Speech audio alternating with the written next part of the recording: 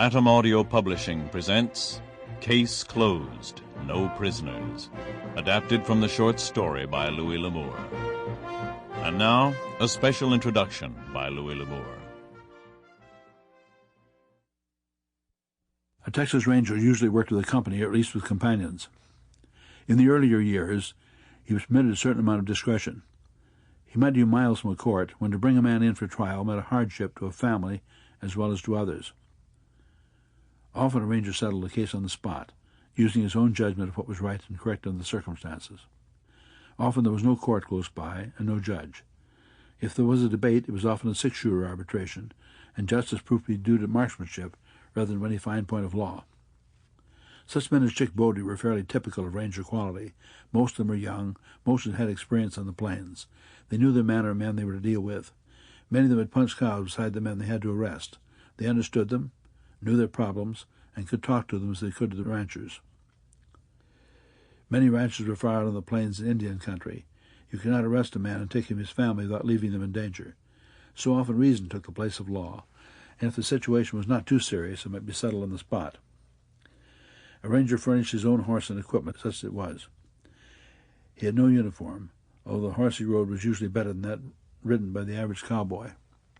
He had a good rifle, a 73 or later a 76 Winchester, and he usually carried a Colt that used the same ammunition. He had learned his tracking as a boy following stock or horse thieves. He had learned survival just by living in the country. He knew something of Indians, a lot about the land itself, and a lot about cattle and horses. He dealt occasionally with murderers, more often with stock thieves. Later it became bank or stage robbers, but whenever it was, he knew what to do.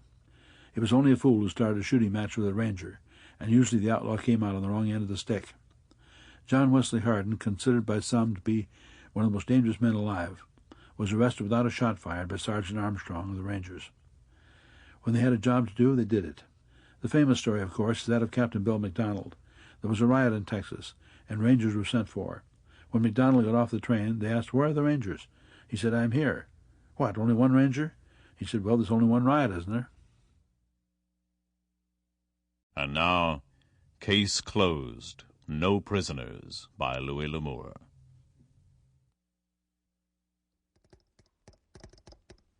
McNilly, stop.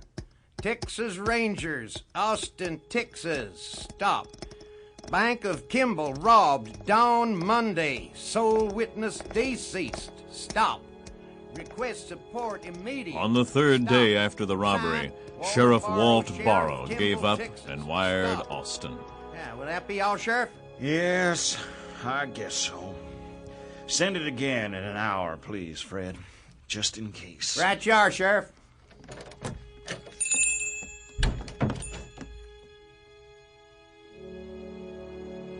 The robbery had become the sole topic of conversation in the town of Kimball, and by now everyone knew the story. 40,000 would be more like it. Woo-hoo, 40,000. Outlaws had hit the bank just before daylight to the tune of $40,000. Mayor? Howdy, Walt. Any news? Hardy? Howdy, Sheriff. No, John. Nothing at all. Whoever done it seems to have plumb disappeared.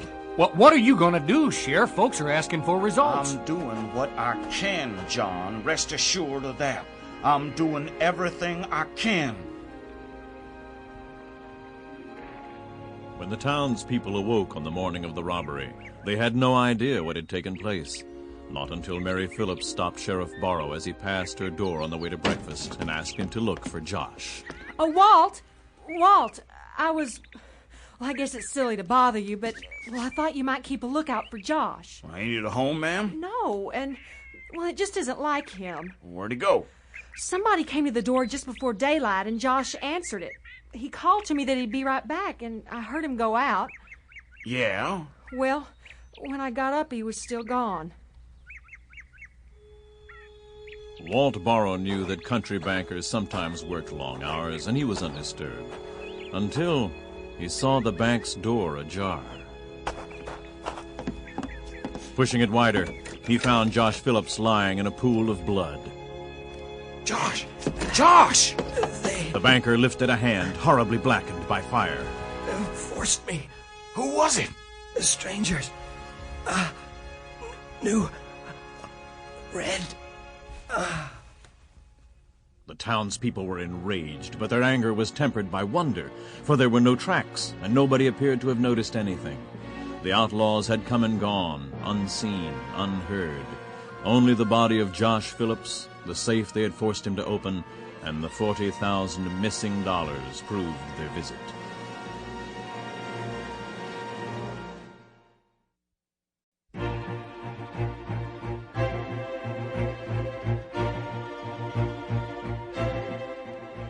On the 5th day after the robbery, late in the afternoon, a rider swung down at the hitch rail in front of the Longhorn Saloon. He was a young man, lean and broad in the shoulders. He had a hard brown face, wide at the cheekbones, a firm straight mouth, and a strong jaw. He wore a black flat-brimmed hat, a black silk neckerchief, gray wool shirt, and black broadcloth trousers over hand-tool boots with California spurs. Untying his blanket roll, he left his roan standing three-legged at the rail, walked past the saloon, and headed for the sheriff's office next door. You, Bishop, it's no use wondering. Excuse me. Folks who saw the ranger face on couldn't help noticing his eyes. They were intensely black, their gaze level and measuring. There was something about his stare that made men uneasy, with a tendency to look away quickly. Looks more like an Indian to me, Hardy. I know him. By sight, anyway. Reminds me of Victorio the Apache. I seen him once. He's a ranger from the Guadalupes. Sheriff Barrow, Chick Bowdrie, Texas Ranger. Within the hour, everybody within a radius of 5 miles knew that Ranger Chick Bowdrie was in town. What they did not know was that the saddle tramp who loafed in the Longhorn Saloon was Rip Coker, also a Texas Ranger. Have a seat, Bowdrie. Thank you. I'm glad you came. Sheriff Barrow was a worried man. We smiled briefly in greeting as he invited the ranger to sit, but the look quickly vanished behind his large white mustache. His hard blue eyes narrowed as he spoke. It's gotten where I have to consider every man, woman, and child in town as a suspect. Why, there's nobody here I can even talk to. Just start from the beginning, if you don't mind. Well, there were no strangers in town the day the robbery occurred, I can assure you that. Oh? Been none since either, excepting a lone drifter who showed up here yesterday. I doubt if he's our man. Kimball's a peaceful town, mostly. We have a little row every now and then over at the Longhorn, an occasional cowhand acting up, but no hard cases. You've been lucky. John Bishop and I, he's our mayor, we've worked hard to keep troublemakers from settling down here. Drive them right on out. So, on the day the robbery took place, Monday it was, right?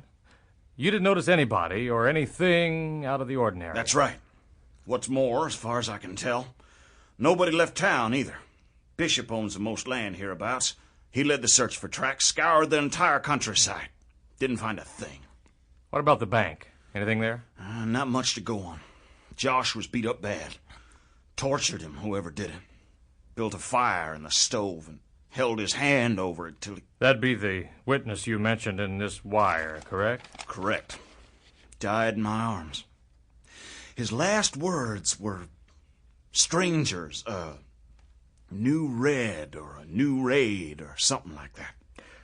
Does anyone in town know you wired the Rangers? I didn't tell anyone, if that's what you mean. Not even the mayor. But I presume Fred's told everybody in town about it by now.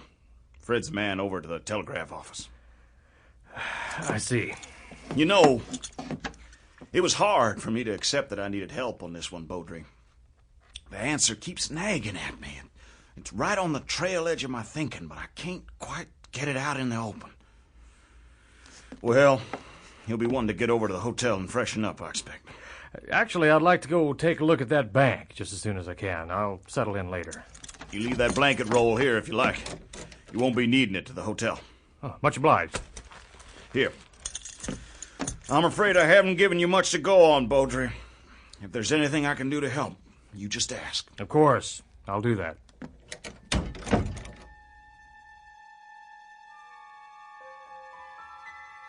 Bowdrie covered the short distance to the bank at an easy pace. His 2 guns were carried low and tied down, a style rarely seen. His eyes, as they slanted across... Sample complete. Ready to continue?